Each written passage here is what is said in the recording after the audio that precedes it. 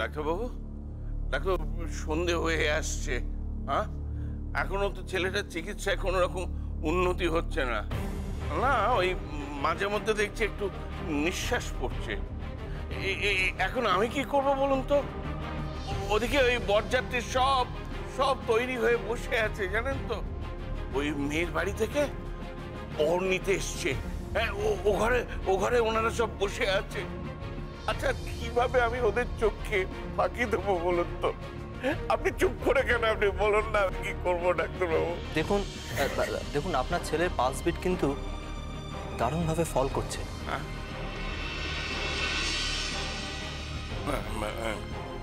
সেটা ভালো না মন্দ? না না, আপনি একটু খুলে বলুন না।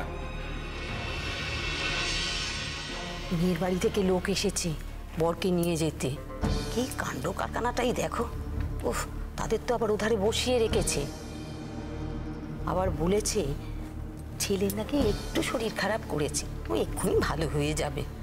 আমি তো ওদিক পানে যেতেই পারছি না, তারা সমানে বলে যাচ্ছে কই হলো কই হলো। ছেলের মা কাঁদছিল।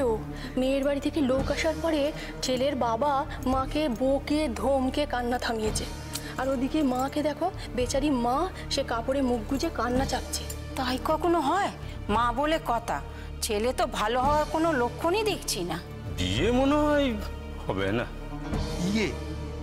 ওর বিয়ের কথা ভাবছো? আজই কিছু একটা না ঘটে যায়, দেখো। এবার কিন্তু বাবা সত্যি দেরি হয়ে যাইতেছে।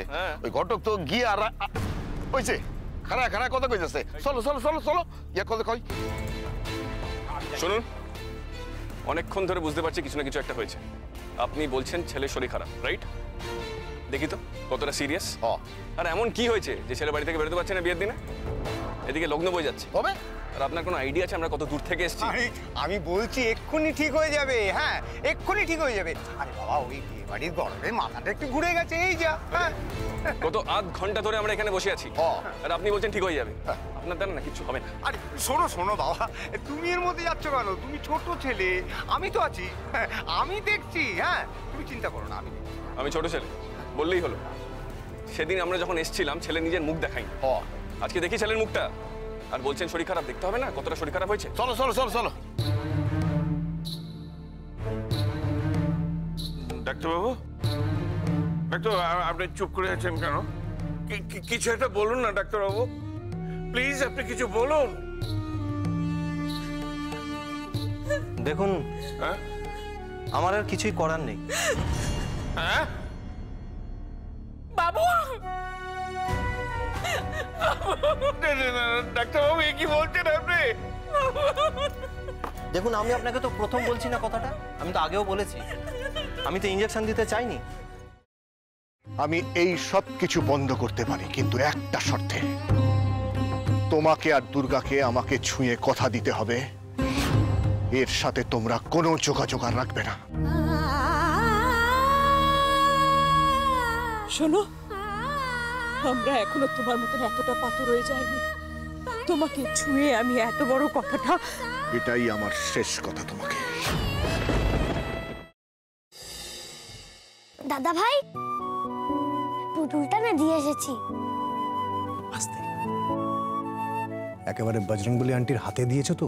না, আমরা তো দরজা দিয়ে গড়িয়ে দিয়েছি। ঘরে তো ঠাম্মু ছিল, তাই ঢুকতে পারিনি। মা ঘরে ছিল? এ বাবা, যদি মার হাতে পড়ে তাহলে তো মুশকিল। ওনার কোনো সর্দারজির সাথে পরিচয় ছিল? সর্দারজি?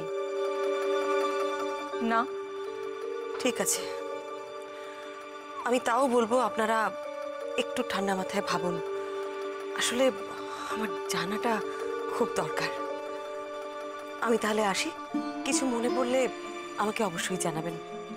আচ্ছা।